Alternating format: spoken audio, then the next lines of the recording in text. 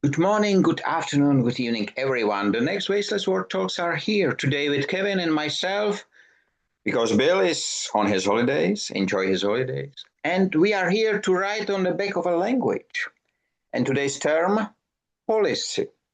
And it is a term which I think it's close to you, Kevin, because your background touch policy and not only once, I think. So if you heard that term, what came first to your mind, please? Yeah, I don't think it's a positive word. I I think I've never heard anybody say it's our policy to allow you to do this. But you hear all the time, I'm sorry, our policy says that you can't do this, that you can't join this, that you're not allowed to do that. That,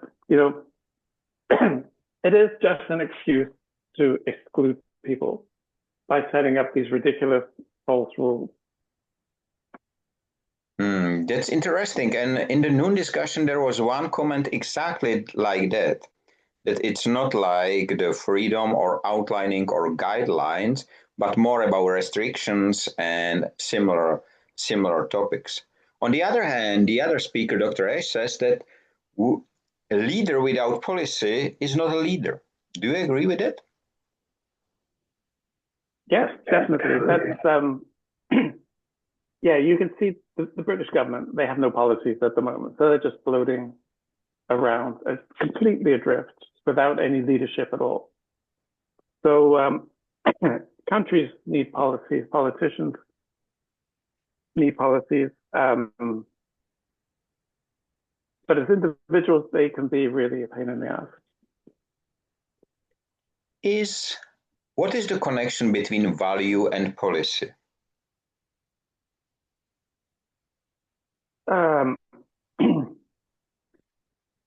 I don't really see. I mean, you could have a policy that values people, but more people will say it than actually do it.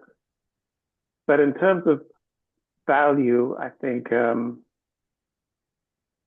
no, I don't know. I've done a lot of strategy work with different companies, and of course, they want a strategic direction. They want to say the right things, to do the right things, to be in the right places, and that has a value.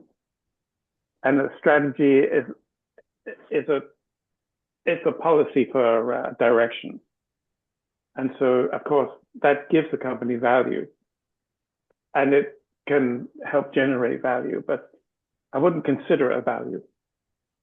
You know, I have seen not so many like you probably, but I have seen some companies, policies, and so on. I just get through when I enter the company and just to see what's going on. To be honest, I do not remember a single one which says do not lie or don't do things which, yeah, they say don't take bribes or report the bribes to your boss so he can take more, something like that. But no one is speaking about not lying. Is it a purpose or somebody just forget to put the why I ask for the values? There are some human values or values of humanity, we can say. And these should be part of the policies, but they are not. They are very different. So I think in business that it's not a good idea to always be truthful. You have to hide things. There are secrets which are meant to be kept hidden. But that is different to lying. So you need to be careful about information and withholding sensitive information. But lying, that is completely different. That's there's no reason to do that. Okay, let me ask you one specific question. Just before we joined, I'm working on the newsletter, of course, and there was a news from India in the newspaper, which says that TIF Germany, you know TIF, especially TIF Rhineland, CO, says following. I just open it here because I would like to be accurate. in the statement. So let me check it here. Not here, not here, not. Yes, it is here. Speaking to the TNI, TIFF Rhineland CEO Dr. Inc. Michael Fube explained, our services are evolving to align with Industry 5.0 values, from developing standard, and he said that his company is the best to enter Industry 5.0. You know, I know he is not speaking about Industry 5.0. Will you call this lying, or will you? Because this is not a protection of some company of some company secret. That's completely misleading information delivered by CEO of a company, which is very, very, I will say, against any policy. But it happened. Yeah, there's various degrees of dishonesty. They're all lying. I mean, it can be a small lie, it can be a huge lie, it can be an illegal lie. It's it's the easy way out. You know, say what you're expected to say, do what you're expected to do, and don't get caught doing the opposite. But of course, almost all companies behave in a way that they shouldn't behave. Every time we try to find the opposite. What is the opposite of policy? Is it chaos? I don't think so. No. So, yeah, that's really interesting. I mean, it could be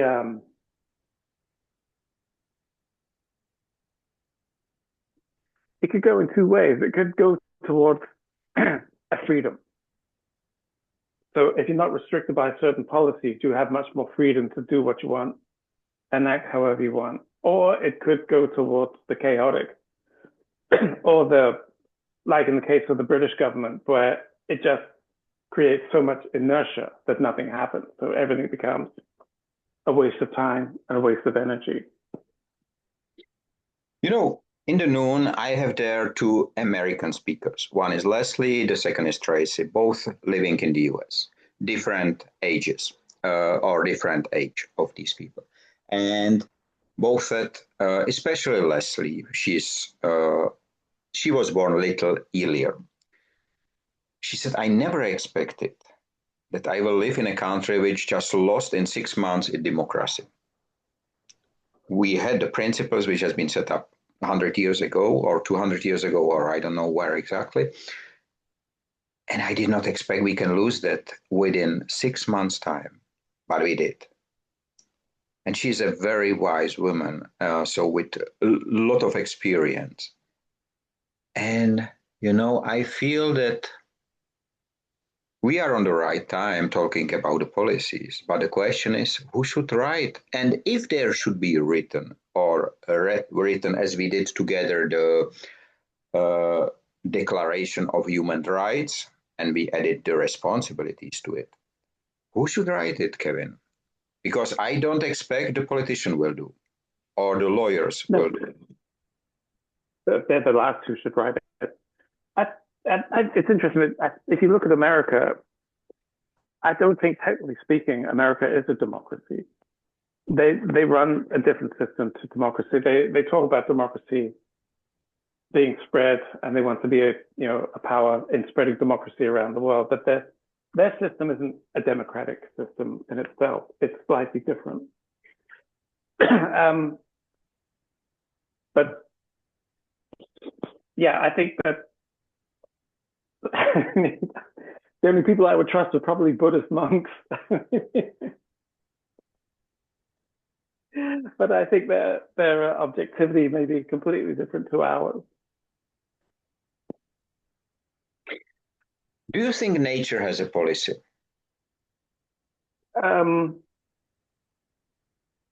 Yeah, I was going to say live and let live, but of course there's a lot of death involved in that policy as well.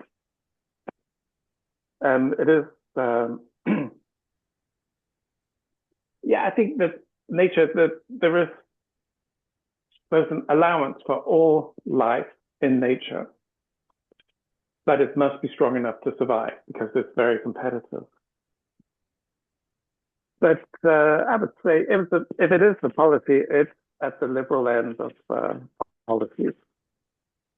Can we can we turn it into using the language into the policy of humans and humanity?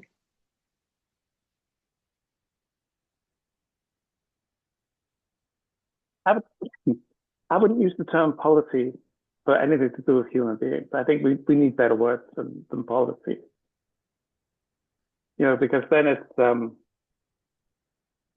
who's making the policy, who's implementing the policy, who's decided the policy.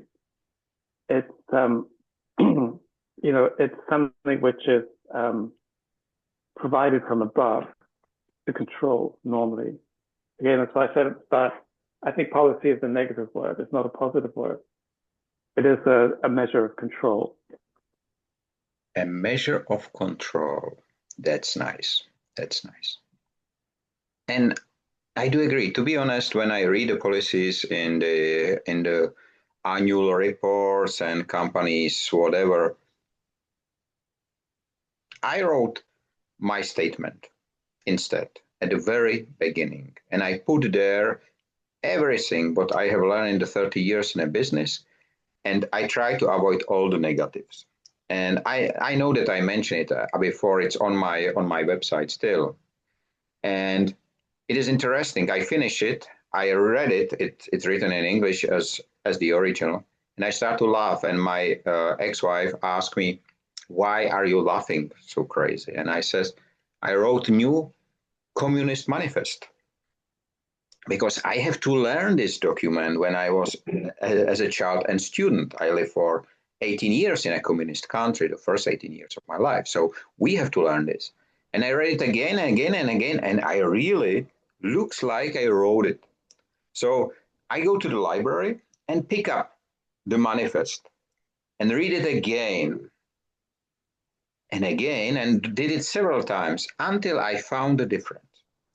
It was a very tiny part. Marx and Engels, who wrote the first one, says we should share everything. Everything should be shared equally, and so on and so on. But they forgot something. They forgot that before sharing, we have to produce it. We have to do the work. We have to add the power of touch to the work. They never work with their hands. They work just with their heads, because there has been from, let's say, rich families in some ways at the time. But I have there, firstly, we have to deliver the palpable result, then we can share the results. And that was the difference. And I never thought about using the term policy for that. For me, it's a statement of the work, how I would like to work. And I did it for the last 12 years already, every single day. But I think, Michael, you showed the difference, the power of a manifesto over the weakness of a policy. Because every manifesto starts more or less with the same first word, which is we. And that gives the manifesto a great strength. We believe, we the people, whatever it is us. It's a statement from us. This is our manifesto. This is what we believe. This is what we're going to follow, which is so much more powerful than any policy dictated from above can be. That's very interesting. I never thought about this way of thinking, but you are absolutely right. The question is, there has been so many manifestos and still they are being published and signed, but at the end is nothing than just the manifesto and a lot of signatures and addresses which are being collected and used for very different purpose than this one. It is interesting. Have you heard that there is a project won a prize of $5,000, but it's a project called Crystallis, and it is 58-kilometer long spaceship for interstellar traveling. Do you know how many people should live on this spaceship, which is 58 kilometers long? How many? 2,400. That's not many. They're going to get a bit lonely, aren't they? To be honest, it's a pity that Arthur C. Clarke is not living anymore, because I think he can he can write a better proposal. But this one was awarded by someone, I do not remember, it's in the newsletter, by someone awarded it as a winning concept. But I mean, the resources of the Earth are finite, and whatever we send out into space, we're not going to get back. So it seems an extreme waste of finite resources for such a small amount of people. You know, in the history of Czechoslovakia, meaning Czech Republic and Czechoslovak Socialist Republic and so on, we have one astronaut who was really in space for 187 hours, 187.6 hours, I think. His name is Remek, Vladimir Remek. He's the only one. He's flew there with the Russian spacecraft, and he stayed on the orbit. And he is still living. This guy is 87, 80, something like that. I do not remember exactly the birth. He came back from this one space trip. He lived all his life. The latest part of his life was in Brussels. A politician somewhere, I don't remember. And just recently spoke Czech Republic about second man, which we can send to space. The estimated cost to send one man to space, of course, with someone in someone's rocket, we don't know which one. It's not our own rocket. Is 2 billion Czech crowns, which is, I will say, 1 million euro. Plus minus, I don't know. But it's 1 billion. I think it's more than that. I'm not good in counting.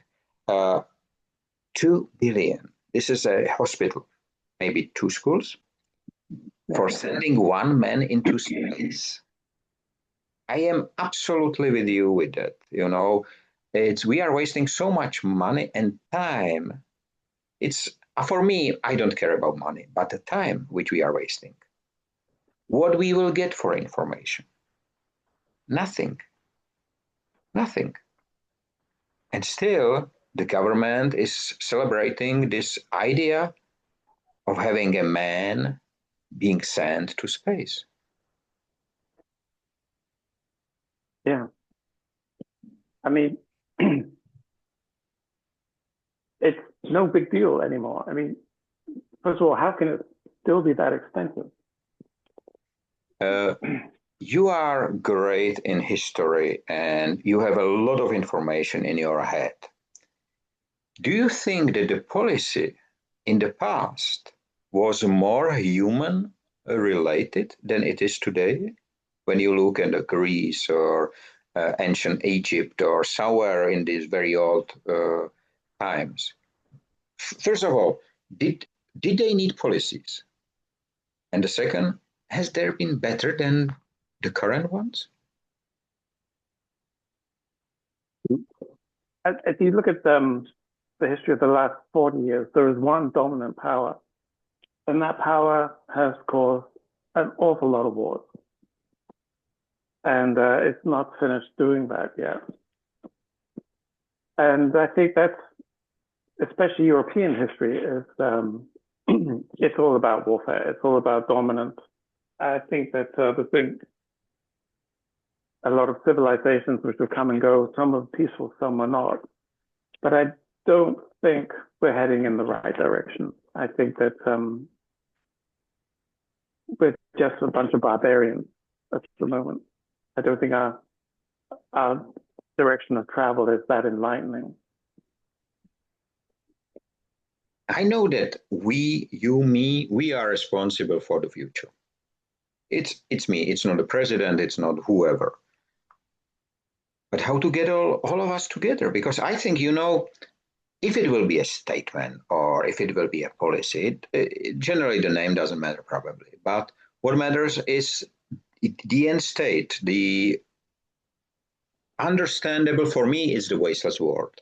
So the understandable outcome out of this to be understandable for everyone. And the next question for you, if we take this as the basic and we find something which really aligns with every human on the planet, Do you think that all of us will be willing to do something for that? No, I think the young will. I think that there's a couple of interesting things about this. The first is, I don't know if you heard, at the moment, there's a lot of riots going on in Portugal and Spain. And before coming on, I checked the English news. No mention of them at all. They don't exist. There's also riots been going on in Poland. No mention of them. Again, they don't exist because if you ask the people who own the newspapers, they're the wrong kind of riots. And I think that any movement, especially a peace movement, won't be covered by any traditional media. It will be ignored. And so a policy is not enough. There we need a manifesto. We really do, because then it starts with we. You know, it can be we believe that there should be no war in Europe in the next 20 years. I mean, that's simple. We believe in funding for hospitals, for education, for old age, not for buying American weapons. And these kind of things, as a manifesto, it becomes really powerful. And that's something that everyone, you know, I want to be part of this we in this instance, you know.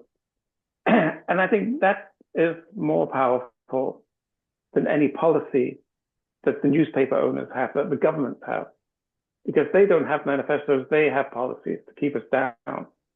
Whereas we have a powerful manifesto to stop war, then we become unstoppable. You mentioned last time or the time before the new political party in UK. Yeah. There was somewhere 500,000 signed members or something like that, even more than that. Is the party growing? Still growing, or? Last I looked, it was around 800,000. So it was by membership, the biggest party in England. I think combined with all the others, it's bigger than the others combined. It has its first meeting in 2 weeks, and then they will agree its name, and they will start formulating their policies. So it's really interesting. Huge interest. When there are elections in the UK? Not for another 4 years. 4 years? Yeah. I don't think, generally, because the world is so fastly changing at the moment, when even a good idea came to Italy, it usually, the people do not have the endurance. And that's the next question. Is there any connection between a policy and endurance? Because some of the policies are 100, 200 years old, but they are differently explained today. I think the one great thing about politics is that it isn't predictable at all. So, for example, I can't see the German chancellor lasting a year. I can't see the British prime minister lasting 2 years. And so people can make change, but they have to get out onto the street to affect change. It won't happen by complaining. And the English, they love to complain rather than demonstrate. We're also envious of the French. They know how to protest and we don't. But I think that, you know, if we want to avoid war in Europe, in general Europe, there's no time to lose. We have to make noise. We have to make noise now. There is no point in waiting. On the other hand, it looks to me like you, me, and Bill, we have to write a manifesto. Yeah, it would be nice to get one started. Because, you know, there is no time to waste. And I will go to my old statement, which is a manifesto, and I will check it out, because it's, of course, it's expressing my experience and so on. But I do believe there are some good ideas, because I read it again 5 years later, 10 years later, and I will not change a single word. It's bad grammar. A lot of things are bad in the space of grammar and similar, but for the content, it's so representing my principles of today, exactly the same as I did before. So I think writing the manifesto can be powerful. Have you heard that the United Nations would like to move the headquarters from New York City No, to Nigeria? really. Last week announced. I've been to Abuja, the capital of Nigeria, and it's a great place. It really is. And I know that they have a World Trade Center there already. And I think generally, Africa, a lot of African countries, they have the power, and they have. And Nigeria is one of the few countries which should really grow in the number of population within the next, I think, 20 years. They should become the third in the world, I think. So India, China, and then should be Nigeria. I think they are at the moment in the top 10. I don't remember the list. I was checking the updated list of inhabitants on a planet. This is run by the United Nations, or let's say paid by United Nations, is the same counter which was used in COVID times, but it's much more older generally. And it was interesting to watch which countries degrowth already in the space of population. Almost all European countries are degrowing, minus 0.7% or so. Very interesting, very interesting. I think the scary thing, if you look at Europe, everything is going down. If you look at standard of living, if you look at industrial output, if you look at life expectancy in the UK, everything is going the wrong way. They have this great term for it in England. They're calling the English future managed decline. Managed decline. Yeah, isn't that a lovely expression? Because I love the growth, but the growth and decline doesn't seems to be matching. No, not at all. I think the decline, the last thing it is being managed. I think free fall decline is much more accurate. Especially when you speak about the frequency. I did not check the British policy at all, because right now there is a lot of from the US overcoming everything, so there was no time, and there will be election in my country in a few months.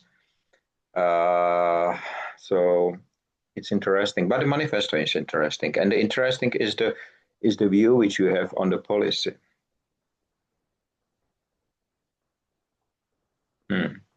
Okay.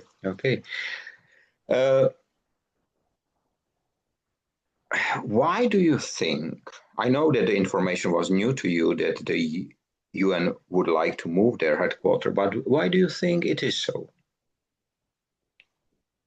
I think it's really a good idea to put Africa into the spotlight.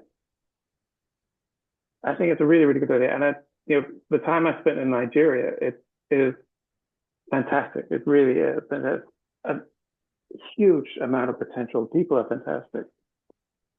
And Abuja, when I was there, it was like completely new. Everything was being built. There was so much excitement, so much potential that I think it's a great idea to put the UN in Africa, especially in Nigeria. I feel in Africa still a huge influence of the Western countries, but China as well, of course, of the developed countries. I feel that the African seems like waiting for something, waiting for, like in the old times, they're waiting for orders. The Indian, exactly that. The Indians wait. They do not want to be first.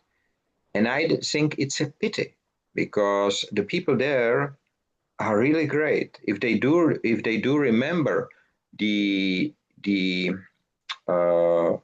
old times, the old generation which fights and so on, and then become enslaved. The only thing which I worry about the Africans is not their ability, but is their in some way I will call it weakness for money or the greed or similar things, which it's fueled by social media and all this digitalization stuff and so on. This is what I feel. Because of course everywhere live people who say we don't need more, we have enough, but I feel that there is a struggle with it.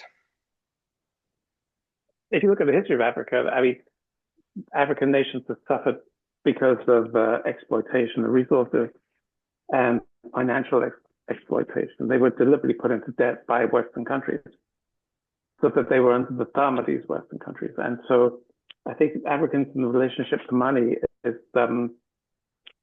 has been completely distorted thanks to the International Monetary Fund, the World Bank, and all these kind of things, which have been using money as a control mechanism to keep African countries down. So nobody actually knows if these burdens were lifted from them, what the potential of that continent would be. And of course, there's going to be corruption, but name a country which isn't corrupt. It's a global phenomenon. It's the English are just as guilty as everybody else. You can't single out one country and say they're not corrupt. So I think it's really exciting. I think it's a brilliant idea. Actually, I'm so surprised the UN has any kind of enlightened thoughts in their heads to do such a thing. And of course, if it happens, it's something else. But I think the idea sounds terrific.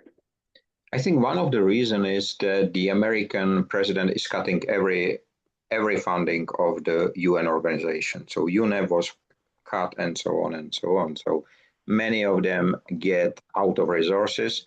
I think last week, President Trump cut the funding of the California University, Berkeley, if I'm not wrong. Something like that was in the news. So I think that moving away from the US is right now for everyone a good idea. And even I was surprised about really strong statement by Leslie. She's in the age of Bill generally, so live all her life there. And do you know when they can take Trump down with this process of, I don't know how it's called? I think, yeah. I don't think they have any grounds to impeach him at the moment. But the US economy, according to the news which I receive, is going down very strong. Yeah. It is. I think that's the thing he's most vulnerable about are the Epstein papers. I think that would be one way that Donald Trump could be taken from power. But I think otherwise, he seems to be controlled by the deep state, and the deep state has got him where they want him. So they'll keep him in power. I don't know whether you noticed yesterday or day before yesterday, he has his own social network, True Social, I think it's called. And they just introduced own AI. And the issue is that the own AI does not speak the Donald Trump language. It's saying the opposites, and they have big trouble with it. So True Social seems to be. I do remember True Lies with Arnold Schwarzenegger. That was a great movie, as many of his movies. So, but it was quite interesting information that his own. But generally, Grok by Elon Musk does exactly the same. So he has big trouble with Grok as well. So at the time, but it is interesting. So we have a lot of work to do. But do you think a manifesto should be longer than one A4 page? No, I think one A4 page is perfect. Me too. Okay, we will work on it. Yeah, we have to give it a try. I mean, why not? It's I think at our age we're not going to be dragged off to war, but our children will be. And for no reason, No. I do remember we have a conversation once that I said that at the time when there was one continent, this Pangea, there was no decided which part will be Europe, which part will be Africa, which part will be that. So I think if you would like to look for diamonds or rhodium or anything, you can do it in the middle of London and you will find some. But the Londoners don't want to do that, and then they don't want to disturb their environment. This is why they look for the cheapest country, that was Africa or location and so on. And that was relocated, because I don't think that you will not find diamonds under London city. You will find it. You will find it in Denmark. You will everywhere, because it was one continent. So why not? And I just wonder what will happen if Africa becomes strong, and it is becoming strong. The only struggle in Africa I see that the nations in Africa cannot unite. They are so struggling with each other, fighting with each other, and not only countries, the tribes in one country, even in one city. And this is, I think, what makes Africa weak today. Because it's not slavery anymore. There exists a slavery, very strong industry still, but it's not the slavery itself. It's the lack of ability to unite. And if this will be there, that will be very interesting. Yeah, I think there is one Pan-African organization, which is its role is to strengthen Africa, to get cooperation, to get agreement, to get ideas of which way the future lies. And I imagine it must be chaotic at times, but it does exist. You know, the issue is, do you know where came the advisors from? Europe and America. European Union. Was ever European united? Even in the times of war, we have not been united. Nope. And Nope. we advise African how to unite. Which is amazing, because you have the guys whose sole focus is to plunder Africa, giving them advice on how to unite. What kind of advice are they going to get? I don't think it's going to be anything useful. Exactly. Of course, they have to pay for the advice, but it will be the same like the Big Four.